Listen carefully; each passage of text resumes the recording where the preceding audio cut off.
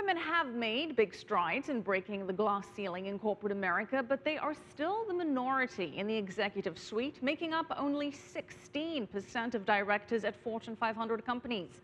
Jeanne Branthover is Managing Director and Head of Global Financial Services at Boyden Global Executive Search. She handles executive searches for some of the largest financial services firms on Wall Street, and she's here to help us explain why we see so few women in these high-end positions. According to the Hay Group, which did some research, women have better conflict resolution skills, they're better at displaying empathy, and yet, despite this, only 16% of women make it to the top levels at Fortune 500 companies. Why? Well, first of all, it's sad, and women have not come the way we expected to be by now. But the reason really is changes haven't taken place to really allow women to adapt in a workplace to what their life needs to be, both balancing children and family and work.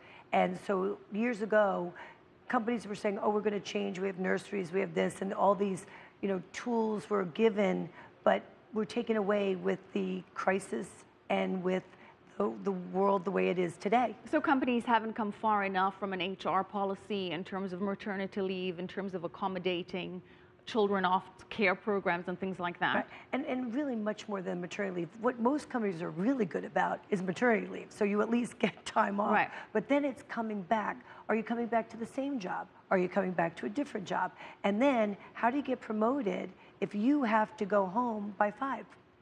Are there any industries that promote women more than others, or less than others? Well, financial services historically has not been an easy environment for women to compete in. And what we actually saw during the crisis is many women stepped out totally, realizing I'm going to work longer hours, I'm going to make less money, I really can't do this. But industries that are what we see better to women, or really try to make sure they have other services to help women, are retail, consumer, areas that they really do like what women have.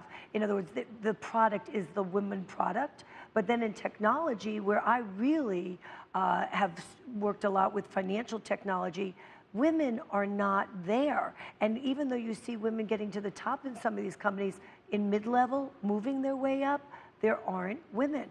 Because they're not interested in these types of positions? They don't want to live the life and have a family. Which brings us to the question, is it possible to have it all? Can you be a top CEO and juggle family and kids and a happy personal life?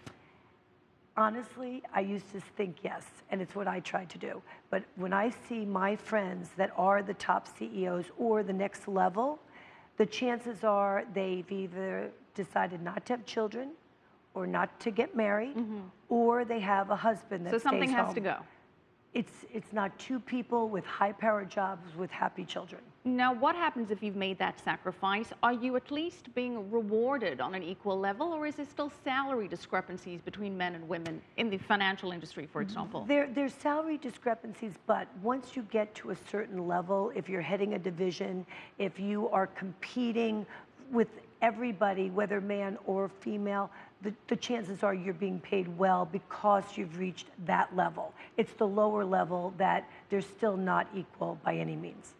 Now, back to the financial sector, for example, we've had various studies that illustrate that women actually do better than men. They are more risk conservative. They are less likely to make volatile trading decisions. And in fact, a study showed that hedge funds run by women outperform funds run by men. Right.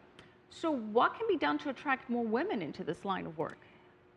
First of all, they're trying to attract more women. I actually have organizations, my clients, that have actually put female initiatives, senior women in charge of really making sure that they're mentoring and they're putting in true programs to have women do better within their organization and to attract women from colleges to come into the company. So it is a step that they're really making. Companies realize without a diverse pool of people, they're not going to have a wonderful environment or a company that can do really, really well.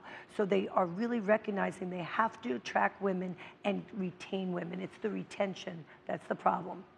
Okay, we're going to have to leave it there. Thank you so much, Jeanne Branthover, Managing Director and Head of Global Financial Services at Boyden Global Executive Search.